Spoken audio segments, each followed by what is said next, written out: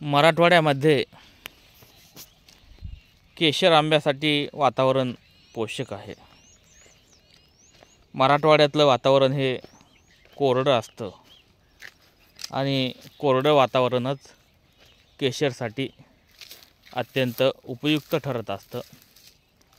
मुळात केशर आंबा हा गुजरातचा आहे. गुजरात भागातल्या कच्छ विभागामध्ये केशर आंब्याचं उत्पादन मोठ्या प्रमाणात घेतलं जातं आणि कच्छ भागातलं वातावरण कोरडं आहे.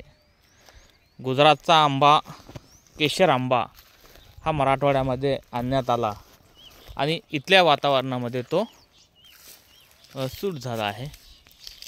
सध्या आंब्याचं सीझन आहे. विविध प्रकारचे विविध जातीचे आंबे बाजारामध्ये आलेले आहेत, पण केशर आंबा अजूनही बाजारामध्ये आलेला नाही आहे. या महिन्याच्या शेवटच्या आठवड्यात म्हणजे एप्रिल महिन्याच्या शेवटच्या आठवड्यात अक्षय तृतीया आहे. अक्षय तृतीयाच्या निमित्तानं आंबा बाजारात मोठ्या प्रमाणात येत असतो आणि तसं नियोजन आंबा व्यापारी आणि आंबा उत्पादक शेतकरी करत असतात.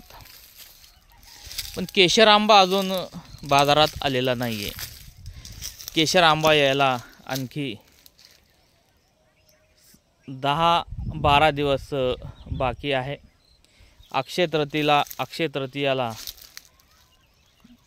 मोठ्या प्रमाणात केशर आंबा बाजारामध्ये आपल्याला पाहावयास मिळणार आहे. यंदा केशरचं काही प्रमाणात उत्पादन घटलेलं आहे. त्याला वेगवेगळी कारणं आहेत नैसर्गिक. त्यामुळे केशर आंब्याला यंदा चांगल्या पद्धतीचा भाव राहणार आहे. काही तुरळक ठिकाणी केशर आंबा उपलब्ध असला तरी त्या आंब्याला अत्यंत चांगला भाव म्हणजे 200 ते 250 रुपयापर्यंत भाव आहे. 100च्या खाली तर केशर आंबा येणार नाही आहे. 150, 150-200 या दरम्यान भाव राहील आणि शक्यतो 150, 100च्या खाली तर केशर आंबा खाली येत नाही.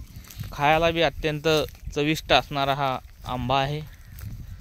हापूस आंब्याच्या नंतर केशर आंबा अत्यंत चांगला असल्याचे समोर आलेला आहे आणि केशर आंबा काही ठिकाणी हार्वेस्टिंग येत्या 8 दिवसामध्ये होऊ शकते आणि काही ठिकाणी मेच्या नंतर केशर आंब्याची हार्वेस्टिंग होणार आहे.